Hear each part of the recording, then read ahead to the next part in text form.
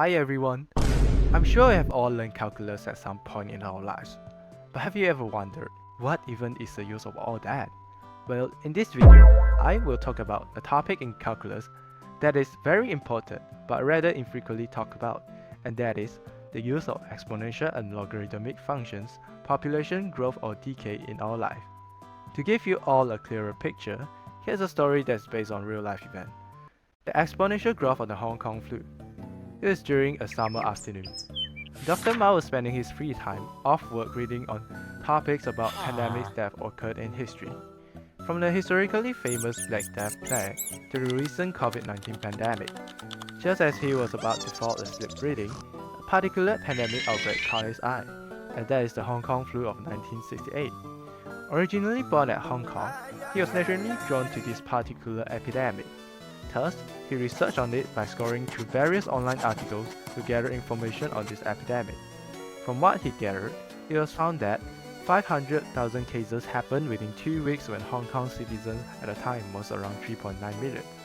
Although he was intrigued by the rate in which the cases grew within 2 weeks, he had no idea how to calculate it. And that's when he suddenly had an idea. It was to use calculus to solve his problems. And the best equation to use to solve his problem was using an exponential growth equation to calculate the growth rate of the virus based on the statistics he gathered. Now, you might be asking, what are exponential functions of growth or decay? Well, exponential functions of growth or decay are mathematical functions used to describe changes that happen in proportion to the size. It is commonly used in diseases, populations, and natural processes. In the context of such as Doctor Mao, which involves infectious diseases, exponential growth occurs when the number of infected increases more and more over time, while on the other hand, exponential decay occurs when the number decreases steadily over time. The general form of the exponential growth function is defined as the number of cases as time t equals to the initial number of cases times by e to the power of growth rate times the time elapsed. In the story, Dr. Mao assumed there were 100 cases on the first day. Within 14 days, the number of cases reached 500,000. Thus, he substituted the data into the equation. And with all that, a result of around 60% cases increase per day was given.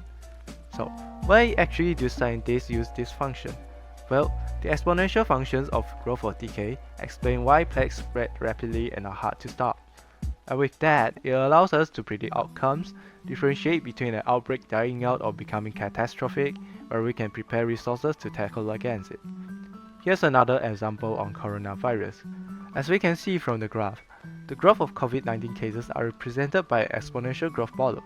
It could be observed that the number of daily confirmed cases started rising drastically starting on March 10th. And with the formula of exponential growth, we can know that the growth rate of COVID-19 cases is at nearly 15% per day. So, how can the exponential function of growth or decay help us? First of all, it can help us predict when an outbreak will be overwhelming, which in turn can help in guide quarantines, travel restrictions, and medical responses, and also helping us to evaluate control measures by altering values in the equation, which can eventually prevent or stop the spreading of pandemics. Well, that's all about it. See ya!